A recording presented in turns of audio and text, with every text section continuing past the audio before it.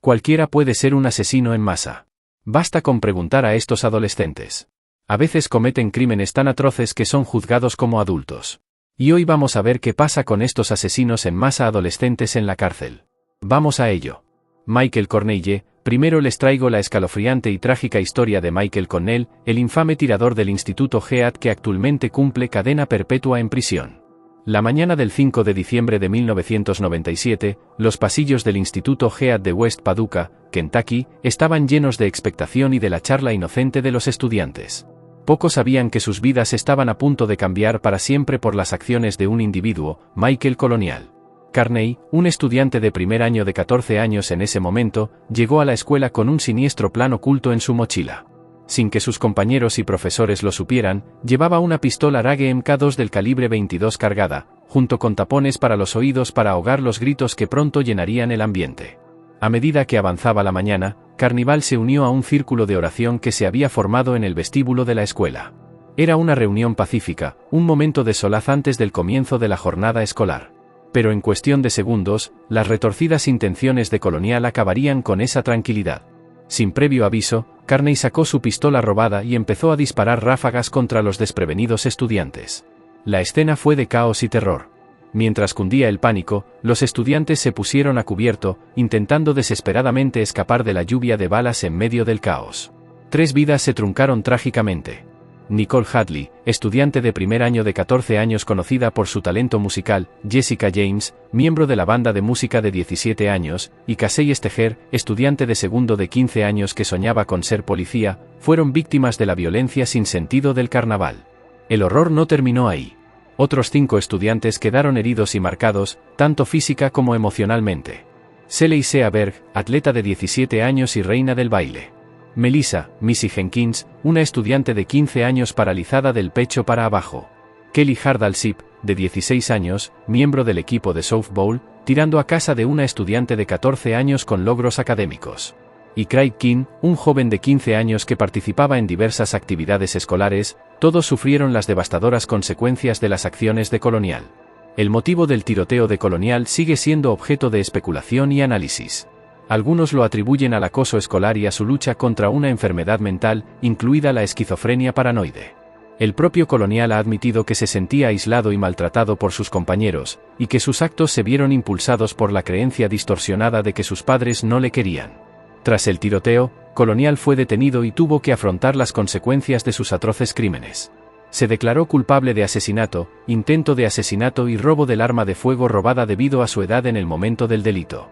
Colonial fue condenado a cadena perpetua con posibilidad de libertad condicional a los 25 años. El tiroteo del Instituto Head sirvió de trágico precursor de futuros tiroteos en centros escolares, como la infame masacre del Instituto Columbine, ocurrida 17 meses después. El incidente desencadenó un debate nacional sobre la necesidad de leyes más estrictas de control de armas y de mejores recursos de salud mental para los jóvenes con problemas. La declaración de culpabilidad de Carnival evitó a la comunidad un juicio largo y emocionalmente agotador. En octubre de 1998, el tribunal aceptó su declaración debido a su enfermedad mental, que desempeñó un papel importante en su decisión de cometer el atroz acto. Como parte del acuerdo, Cangile fue condenado a cadena perpetua con posibilidad de libertad condicional a los 25 años. La sentencia no estuvo exenta de polémica. Algunos argumentaron que la edad de Colonial en el momento del tiroteo debería haber sido un factor atenuante, mientras que otros creían que la gravedad de sus crímenes justificaba un castigo más severo. El juez, teniendo en cuenta los problemas de salud mental de Colonial y sus posibilidades de rehabilitación, optó por una sentencia que permitía la posibilidad de libertad condicional. El periplo de Colonial por el sistema judicial no terminó con su declaración de culpabilidad. En 2017, presentó un recurso alegando que estaba demasiado enfermo mental para haberse declarado culpable del tiroteo. Solicitó un nuevo juicio, con la esperanza de obtener un resultado diferente.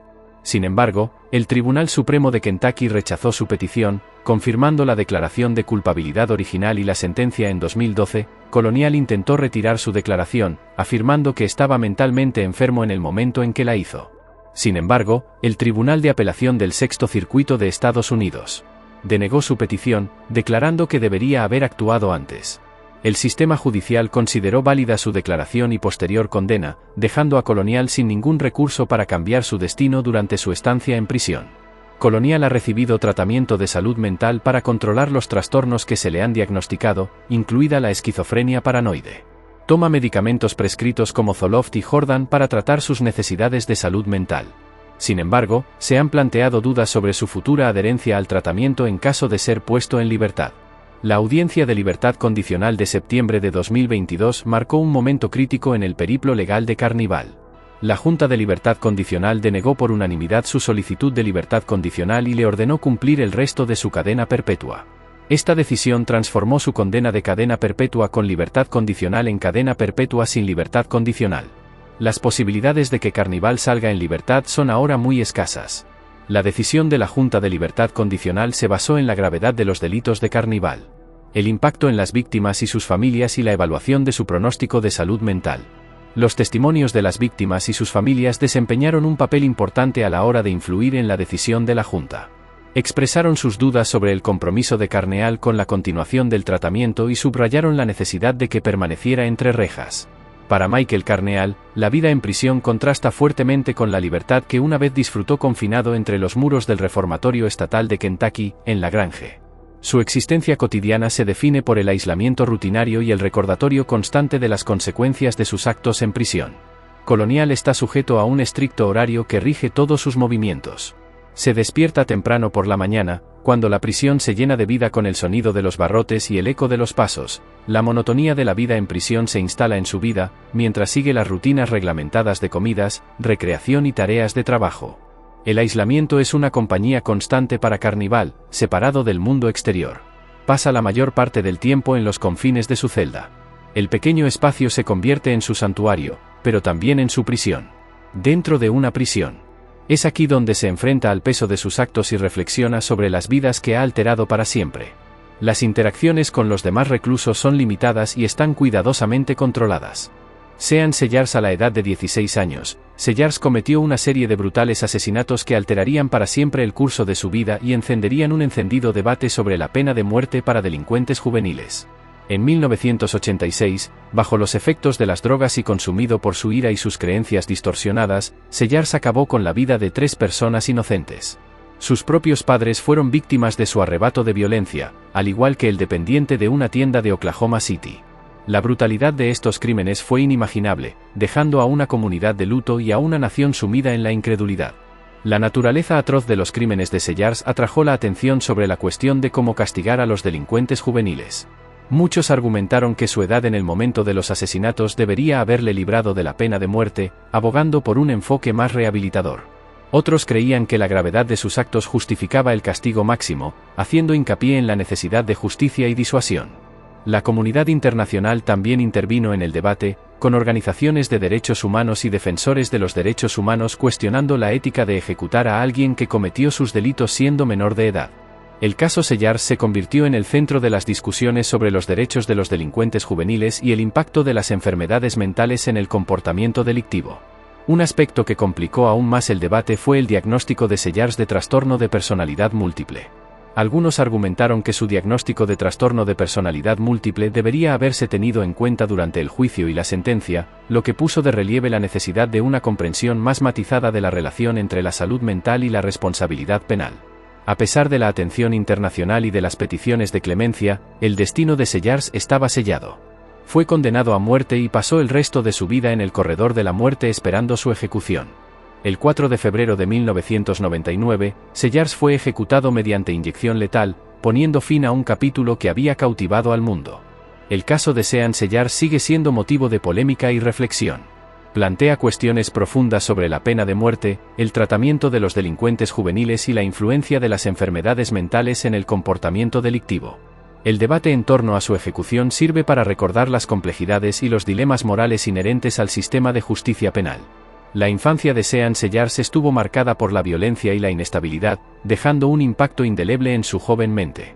Nacido en 1969, Sellars estuvo expuesto a un ambiente tóxico en el seno de su propia familia, donde la violencia y los malos tratos eran demasiado habituales desde una edad temprana.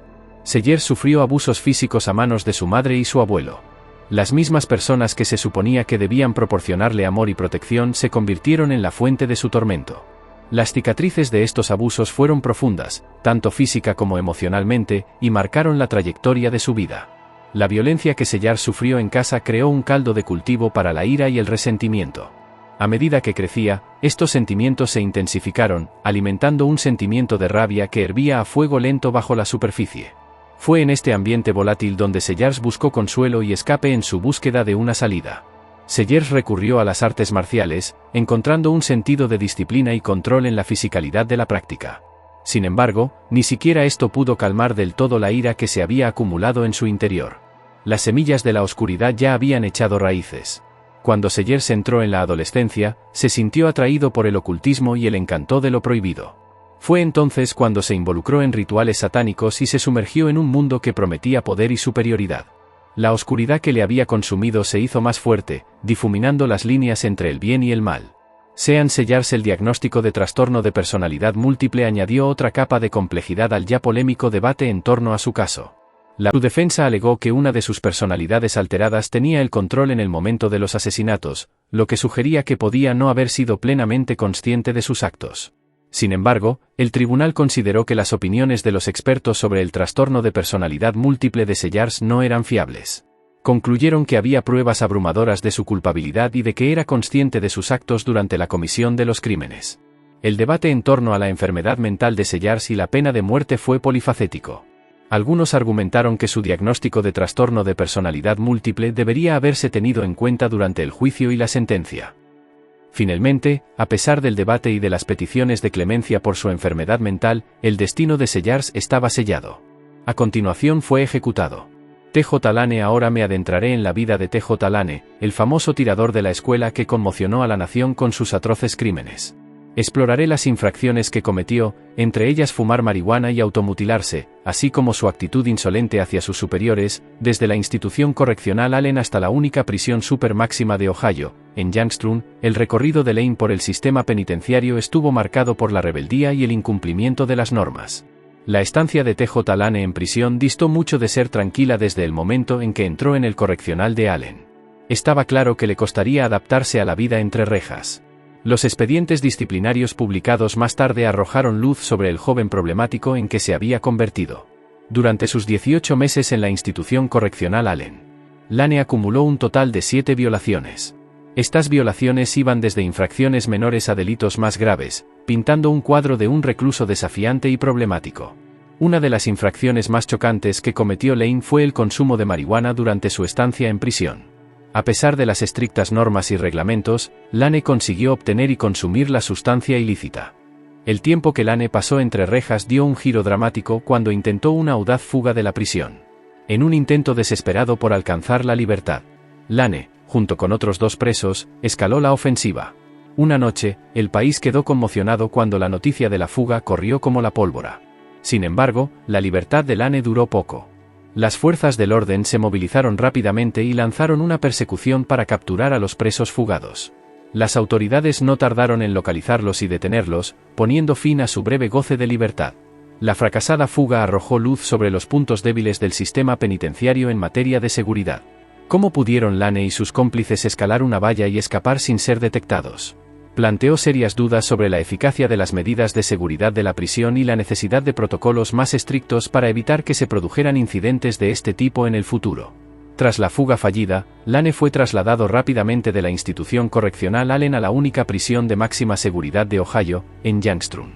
Este traslado supuso un cambio significativo en las circunstancias de Lane. La prisión super máxima era conocida por sus estrictas medidas de seguridad y su capacidad para albergar a los reclusos más peligrosos y de perfil más alto. Pero antes del traslado, los funcionarios hicieron un descubrimiento sorprendente en la celda de Lane. Encontraron una serie de artículos de contrabando, como ropa, 15 libros e incluso tarjetas de Pokémon. Estaba claro que Lane había llevado una vida de rebeldía e incumplimiento de las normas dentro de los muros de la prisión. La presencia de estos artículos planteó dudas sobre la eficacia de los procedimientos de registro y confiscación de la prisión. Tras el fracaso de su fuga y el descubrimiento de contrabando en su celda, T.J. Lane fue trasladado a la única prisión de máxima seguridad de Ohio, en Youngstown.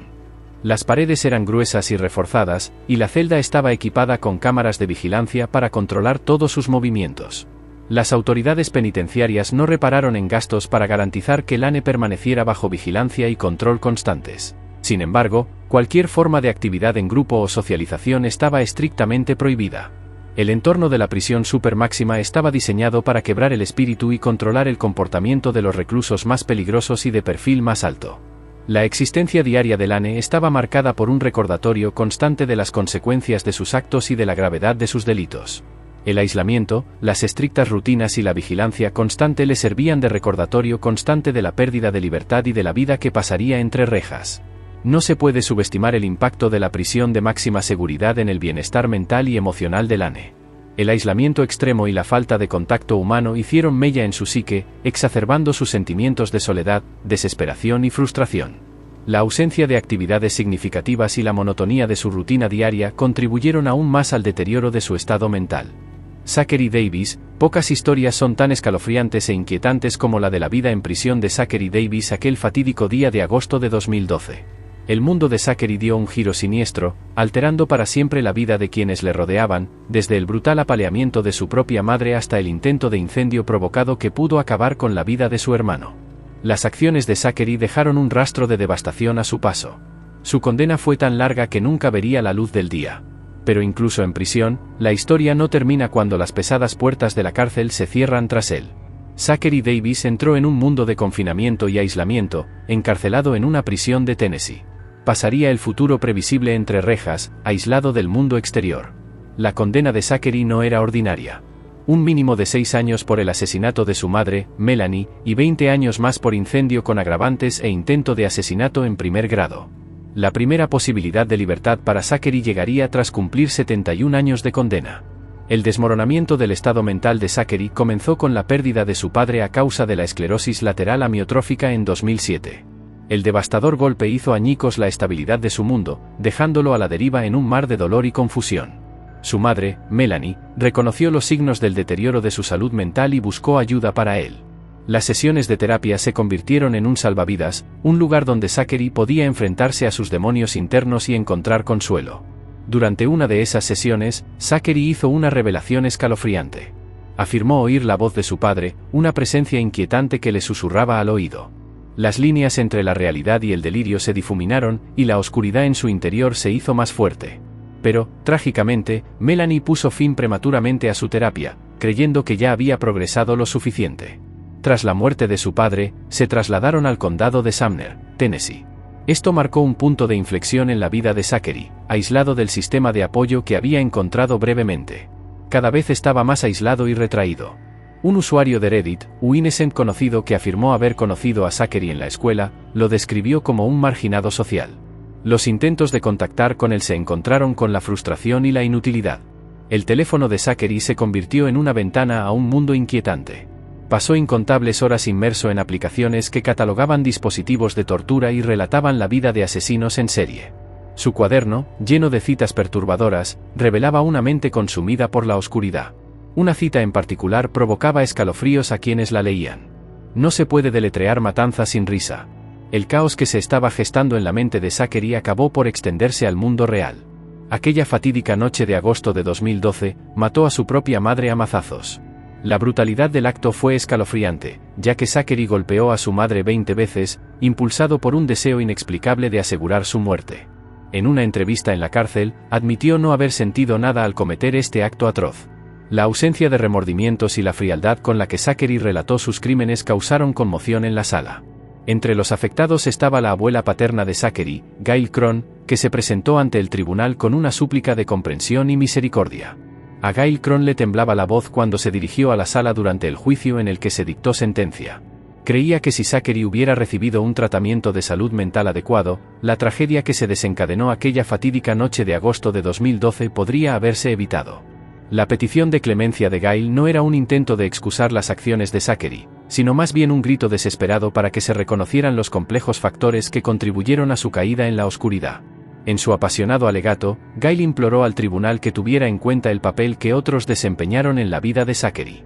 Gail pintó la imagen de un niño que había perdido a su padre a causa de la esclerosis lateral amiotrófica, un niño al que se le había negado el tratamiento de salud mental que tan desesperadamente necesitaba.